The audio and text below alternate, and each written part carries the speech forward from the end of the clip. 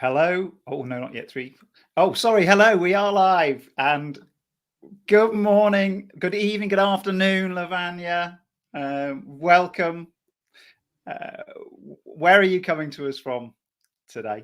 Hi, Andy. Yeah, good morning to you. So I'm joining from the very rainy Yokohama today. Well, thank you so much. I'm very excited for our conversation. Can we start there to give us some context? Where did your journey? Where did your journey begin? Where were you born? As you could see, I am an Indian, and I was born in India, brought up in India, spent half of my life over there before I moved around the world.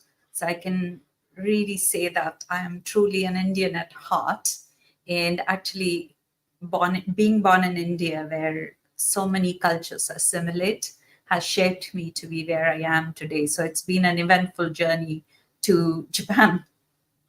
Yeah, I'm sure it has been. And before we come to Japan and before we dive into some of the topics, I'd really love to just get a little bit of a flavor of what it was like for you growing up and some of those cultures you were exposed to and how that shaped you.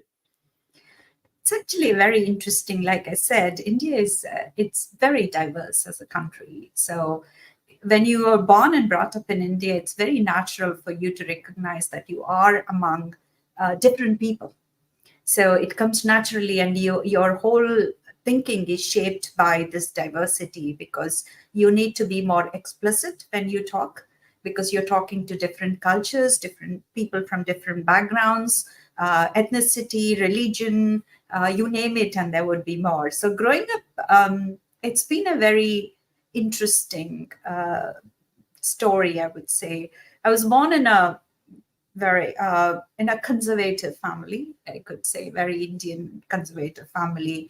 And my nuclear family was a bit different from the larger family. My father was more modern in his outlook, and he wanted the girls to study and all. As I grew up listening to all these noises about why are girls studying. They should get married. They should start working. Why are you letting your girls to go into university? So you actually grew up in that kind of environment where women are stifled. Things like, don't laugh too much, sit straight. You're a girl. You're not supposed to do that, right? And it just makes you think a lot. Even now, we do that. If it's a girl, it's a pink. If it's a boy, it's a blue. If it's a girl, buy a kitchen set or a Barbie doll, or if it's a boy, give them a car. So we kind of do this conditioning, and that's what I saw growing up. But also, the plus point is you grow up in India and you're exposed to a lot more than you usually in some of the homogeneous cultures. So you adopt yourself very quickly, and you either challenge or you give in, right? So I would say I'm the person from the other side, that's challenging side of it. So I guess I started being a challenger from my childhood and got into women empowerment when I was in the university and started being very loud about gender diversity and talking about women's rights and all that. So I think that's what brought me out of India as well. Thank you for sharing that. I think it's really helpful to understand the starting point, and it's good that your father had that attitude, and already you were being encouraged to do things slightly differently, and noticing that that was the case, and also being your normal was lots of diversity already, lots of different ethnicities, and so when did you start getting some idea of the direction that you wanted to go in terms of career? I was born in a family of filmmakers, so I think that made a huge difference. My grandfather was one of the earliest actors in silent movies, and my father was a producer. So basically, I did grew up in studios. Like after school, we end up going to a film studio and just watching films being made, and sometimes being called into a studio to say, "We'll give you a chocolate, cry."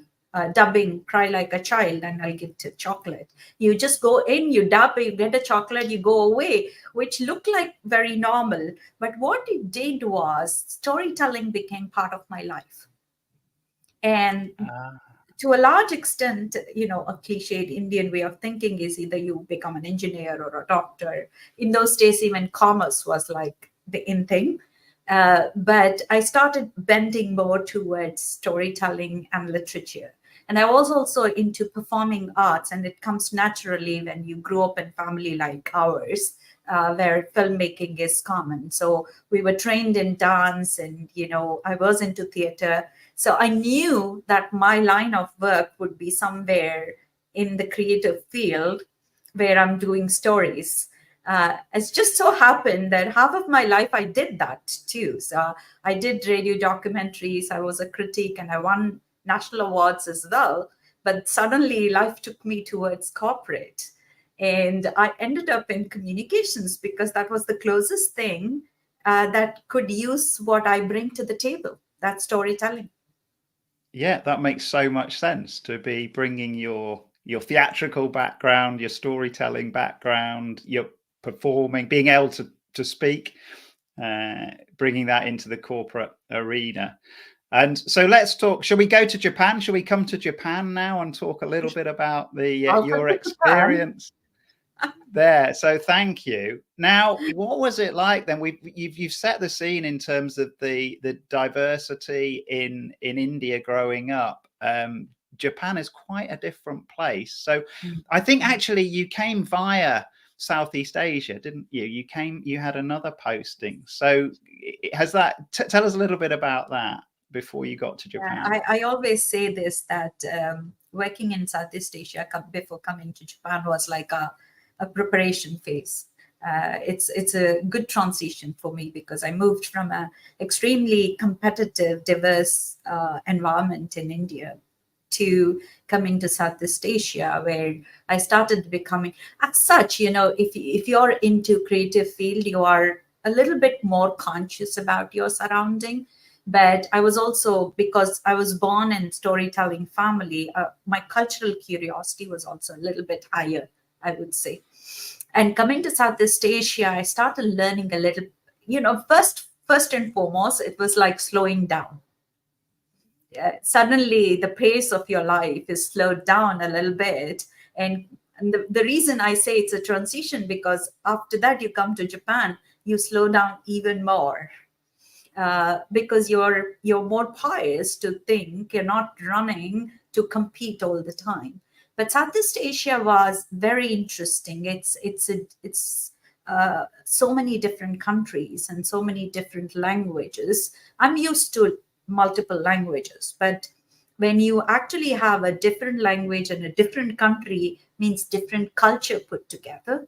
There's a really different way of looking at things. And pardon me, I use the word different because different is so beautiful, and it really talks about what perspectives we get to the table.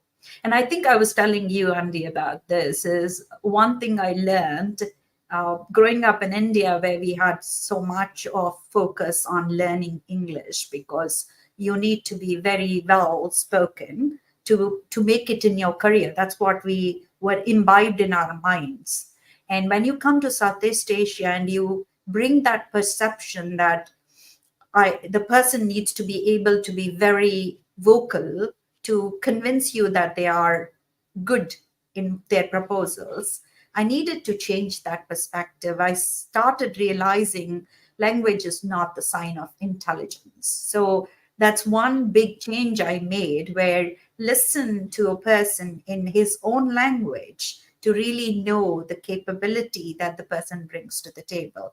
And I think that helped me moving to Japan, because Japan is much more, focused on a single language. There's bilingual environment in Nissan because we are very, very diverse as a company, but you still feel that need to be able to understand culture without knowing the language and assimilate yourself into that environment.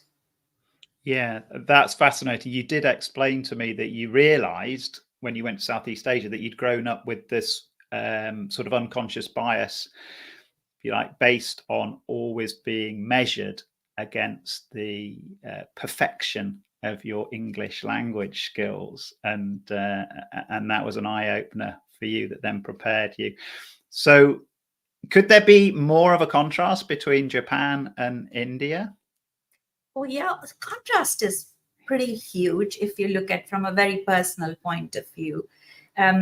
But also in general, like, it's not true that you can say Japan is a homogeneous country completely, but it is into some certain extent homogeneous.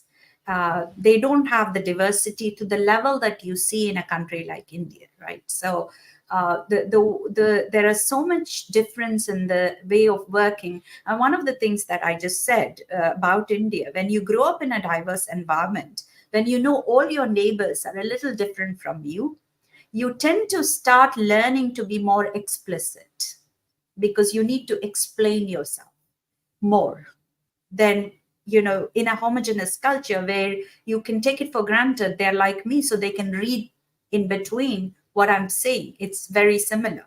So that's the big difference, because when I moved, and typically when Indians move, they do have a natural tendency to explain more.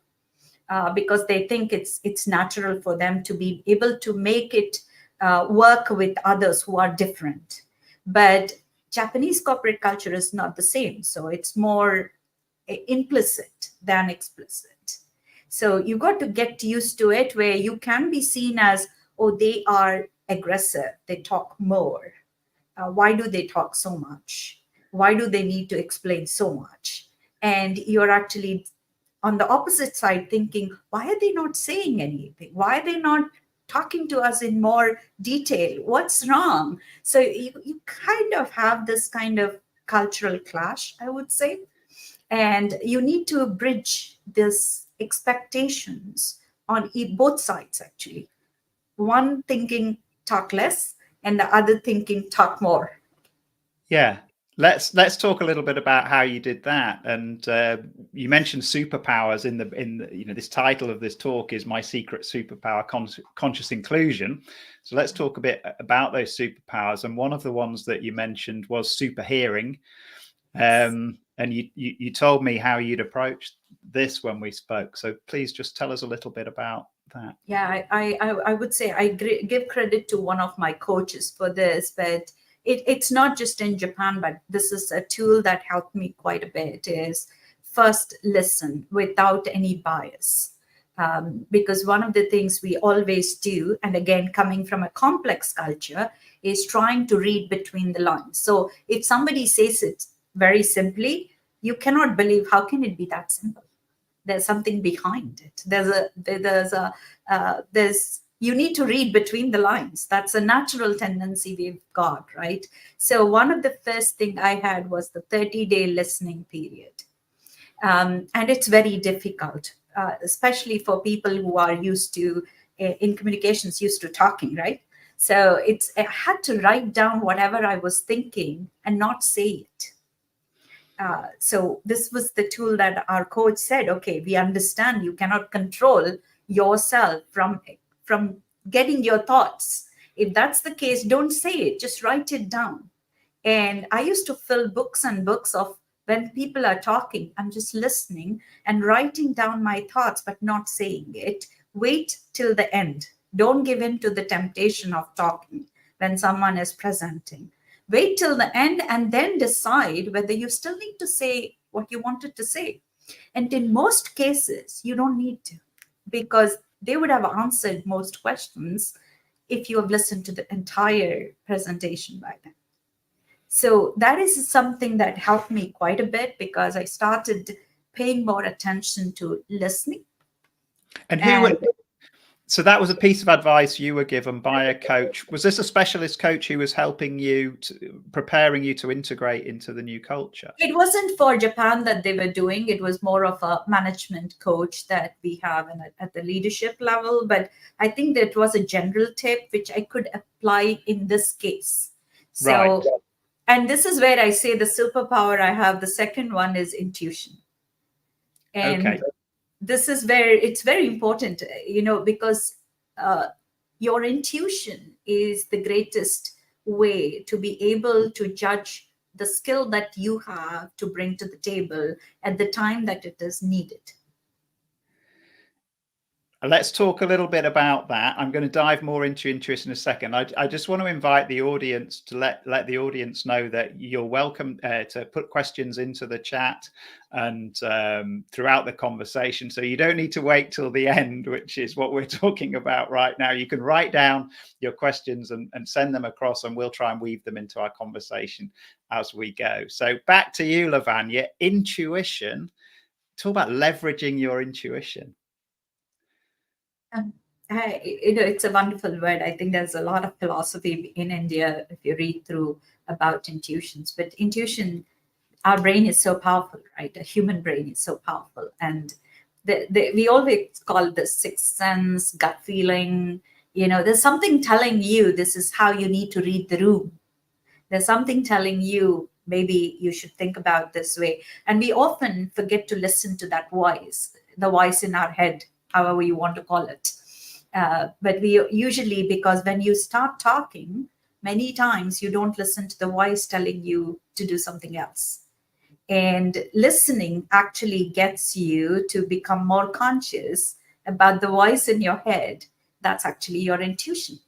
And intuition built over the period of time when you grew up in diverse environments and become more curious about cultures and become more unbiased, I would call it, you become more inclusive. So I believe intuition leads to conscious inclusion, because that's what tells you how best you can make out of the situation. And that was what, like this tool that I said, okay, you learned it in your management course, that maybe that applies here, because this will help me being more conscious about my colleagues who may need to more space for them to talk and may not talk as fast as you talk, right? So this ability to bring the intuition into your day-to-day work and listen to that voice is critical in conscious inclusion. What I'm hearing is some behaviors, some intentional actions we can take to slow things down. So we don't, when we're listening to a presentation, don't react. If a question pops into our mind, don't react straight away. Write it down and reflect a little bit. Maybe you won't need to ask that question at the end because it will have been answered by the presenter. But reflect a little bit internally and listen to our intuition and let that get involved and let it guide us. So yeah, very, very interesting. And you also mentioned Japan being a bit slower than Southeast Asia, being a bit slower than India. Do you think is this because Japan's more of a consultative kind of culture? Yes. Okay. I think the slowdown I talk about is very cultural as well, right? And it's related to the point of history that you are in. So I'm born at the time when India was opening up to the world, and the whole Indian intellectuals going abroad to work and all that. So there's a high competitive environment when we grew up. India is highly competitive. China is highly competitive. We are what we are, right? So when you actually are born in that country and brought up, you're always being on time to compete. So you're moving very fast, right? You got to do things fast. And second thing, it's very interesting. I may not be right or wrong. I don't know. I don't want philosophers coming behind me. But basically, a lot of things in India are uncertain many times because we are 1.5 billion people. So many times the traffic is not in our control, electricity is not in our control, the things are not in control. So your reflexes are pretty fast because you need to come up with a solution to an uncertain environment. You're very quick, you're very agile. Sometimes planning is not really good in India because no plan works. There's something going wrong at the end. Do you have the ability to immediately address that? And this term, I think, has been used quite a bit. Jugaad is the principle that many management schools talk about, is the Indian ability to come up with the ingenious solution to problems. this is coming because of the way we are, the environment we grew up. You come to Japan, where it's a country which is prone to earthquakes. It's so they made it a point to have a strong processes. They are very disciplined because they need to react in a certain way. So you're coming to a culture which is used to an organized way of working. The flip side of it is, if you want them to be like you, like the reflexes that you've got, the agility you have, they won't be, because they're not brought up that way, right? And in India, because it's the principle of reflexes, taking decisions have to be quicker. So individuals do have the ability to have a quick decision making power. While in Japan, it's a consensus culture. You gather around, you discuss, you make the decision as a team. So for somebody coming from this culture, it looks like Japan is slow, right? Yeah, this that's what I figured you were saying. Yeah, so yeah, it's exactly what the cultural differences bring. So slow down is more about that. This is my perception, that it's slower over here. I slowed down, right? Yeah, that's understood. So I have a question from our audience, Lavanya. Love your comment about language is not a sign of intelligence. What skills do you think are key for integrating into a different workplace culture that is a change to what you're used to? Now, we've already talked about this idea of slowing down, making notes, listening, reflecting before diving in. What other skills do you think are important for integrating? I think a few skills I can immediately talk, because I keep talking about this all the time. One, we have to remove prejudices when we come to cultures. And I did that when I moved to Southeast Asia, because you carry a perception, because you read, you listen to people saying, oh, that country, they're like this, that country, they're like that, because stereotyping is very, very common. But that's because we as human beings, I think, like to box everything into something, right? So to make meaning out of a certain thing. But that sometimes goes against inclusion and getting assimilated into cultures, because you look at full Japan as Japan. So Japanese are like this, Japanese culture is this, Japanese corporate is this, but it's filled with individuals who are very, very different. And if I box them already biased. So that's number one. Don't go with a perception. Don't box people. Second is, we always talk about be conscious about others, right? But we need to be conscious about ourselves, because we need to know what is influencing our decisions. If we don't know that, we won't be able to change. So don't expect others to change for yourself, especially when you move. One person is easy to change for millions of people than asking millions of people to change for one person. This is how I look at it, right? So I think the famous saying, if you are in Greece, you behave like a Greek person, right? I think these idioms come from good knowledge of what we are trying to say. Not like you need to lose your individuality. You don't need to, but you need to be conscious what would be the clashes, the tension that comes in when two cultures meet. And if you can really remove that tension, I think it'll be a beautiful integration. It sounds like, again, just be aware of these things, have self-awareness, know how you're going to react to different stimuli, know how your behaviors are going to impact other people. And for the first few days, at least, be paying, all ears, watching, and gently step in. I remember you talked about dipping a toe in. You don't dive straight into the cold water. Just paddle into the sea. Don't just dive in. That was when we spoke recently. You talked about another superpower was mind reading. That I'm fascinated. There's another one coming about foretelling the future, but mind reading sounds pretty cool as well. So how does that work? It sounds so science fictional, but It does a frankly, bit. it is. Right? But it is not. Like when you think about the concept of mentalists, we are talking about, oh, they may have some psychic powers, but it's not about that. I think it's about observation, the skill to observe. So if you're more conscious about your surroundings and you absorb everything that's coming in, your mind, the skill that I talked about, intuition, naturally is like a data processor. It's doing its job. That means the better you are at observing things around you, observing people, you will have the cues. And I think whether we call it body language or anything that we want to say, we have words for all these things. Mind reading is nothing but really able to get those cues from the other person, because there's something that will give away whether they are happy, they're dejected, they're convinced, they're not convinced. But again, this means, are you listening?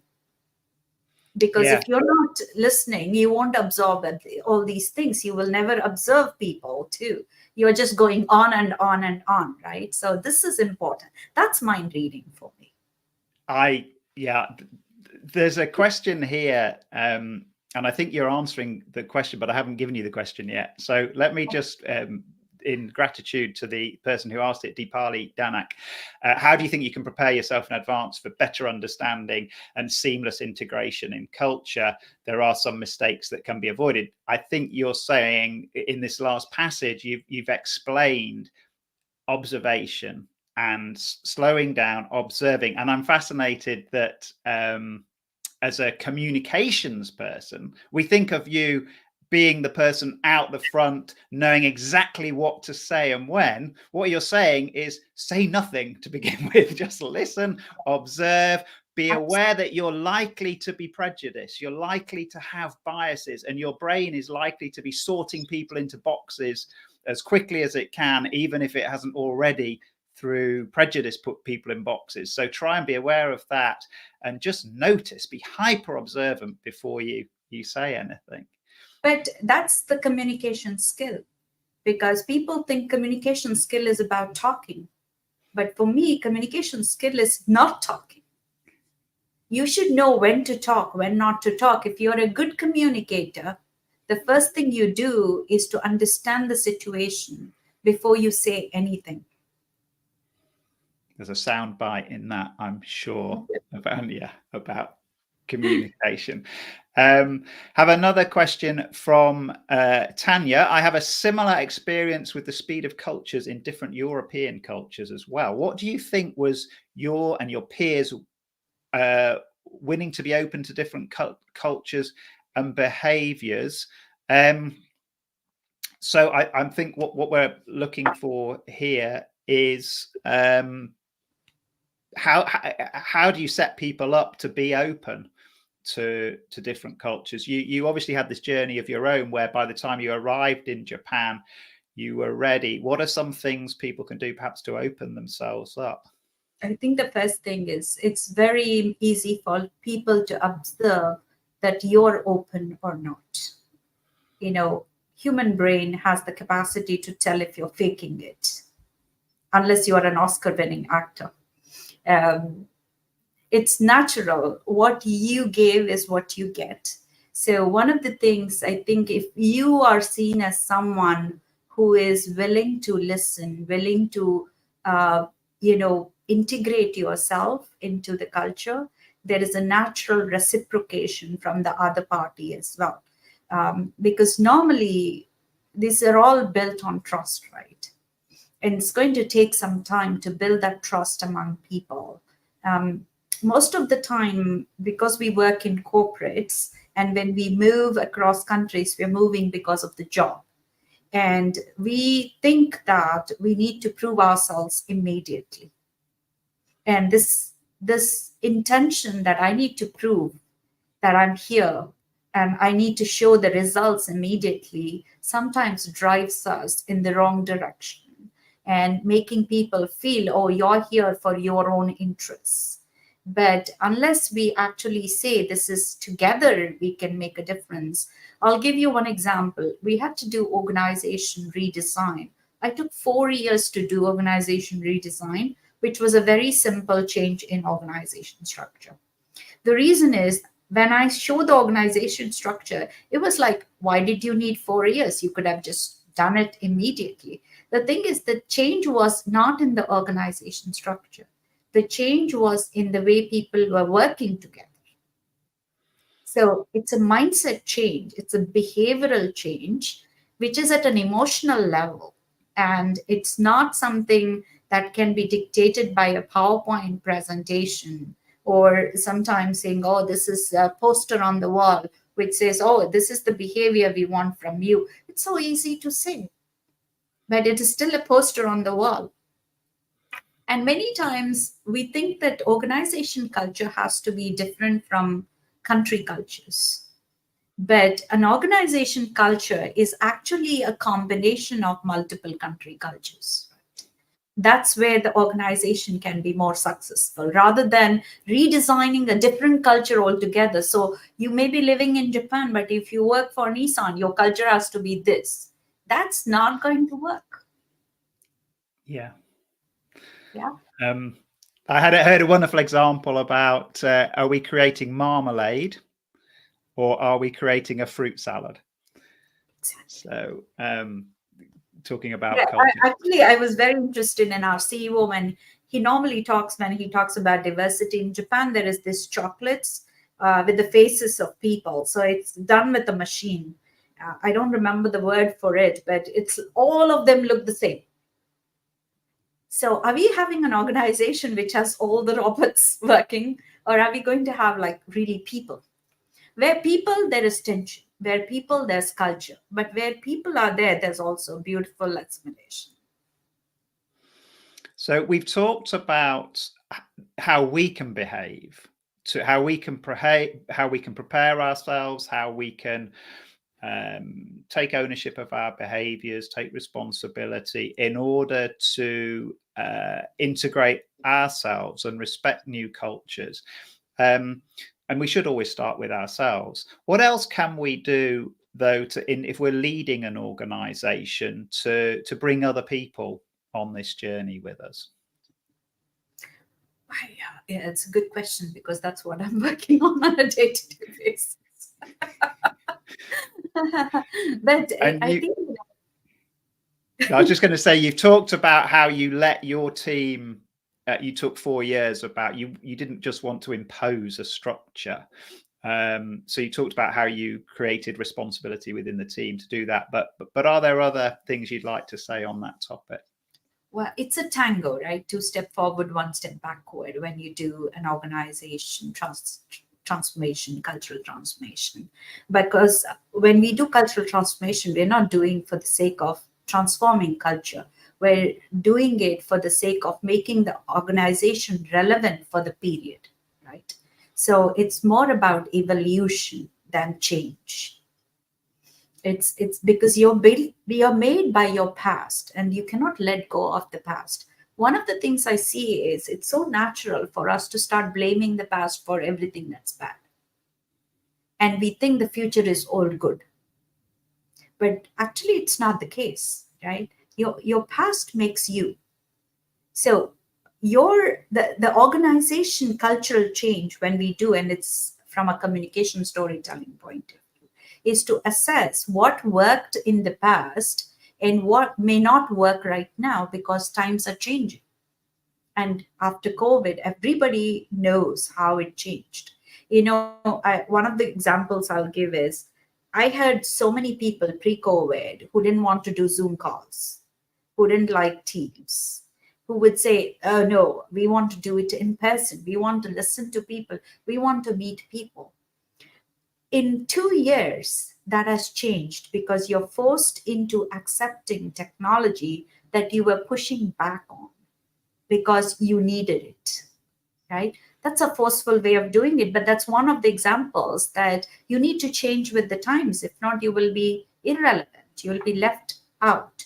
I think that realization is important in corporate cultures, that I might be resistant to change, but that means we will become obsolete. So why is very important than what and how. So we normally jump to what do you have to change? How do you want to change? But we never focus on explaining to people, why do you need to change? And let them figure out what and how. Yeah. So focus on the why, a very strong message that it might be to prevent us from becoming obsolete. Recognize, don't blame the past. Recognize that we are here because of the past, and we all struggle sometimes to let go of the past. But if we have a compelling why, we can make that transition, but then let people work out how and what they want to do to make the transformation. Thank you very much, Lavanya. So a couple of other points I want to, we've got just sort of 3 or 4 minutes left. Just want to make sure we cover some of the things that were mentioned in the briefing for this. We talked about leveraging individual strengths to foster an inclusive environment, enhancing direct communication, and encouraging self-advocacy among leaders. One of those you'd like to pick up on? I think we spoke about most of them, if you look back, I think, but we did also speak about communication. Communication is about listening, not about talking. This is very important. But when you say direct communication, it is important. Yeah? It is important. The way I interpret direct communication, especially in the world where we live on social media all the time, and there's a lot of people who want to talk with the screen on, because people are not really brave enough to give their opinion without the screen. So we are wearing masks, and when you are in that environment, it becomes even more important to have a mask off. And good thing is this mask is gone, right? Yeah, the real masks. Yeah. The real masks are gone, but it's very important for direct communication, because we talked about mindset, behavior, and emotions. Those come when you have a direct link, a direct communication. That's why we differentiate between a mass communication that we do, okay, and advertise and say, okay, these are our audience, they are the bunch of people like this, they behave like this. It's all very important for us to do marketing, communications, and all, because we need, again, a data set. But when it comes to emotions, you are actually connecting one-on-one with people. You're really looking at what moves them, what inspires them, what motivates them, what frustrates them.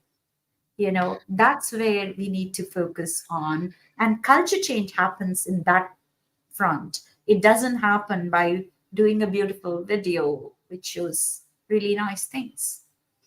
I love that.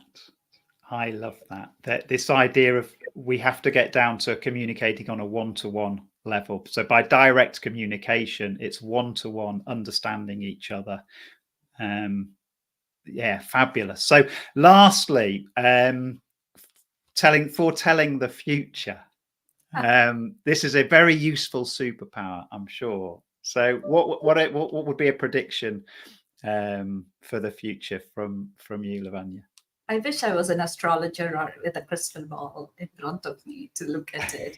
But like I said in our earlier conversations, I think the one thing that is certain for us in the future is human relations. And everything else is uncertain. So I would say that if you want to look into the future where we have better world, because everybody is more cognizant of others.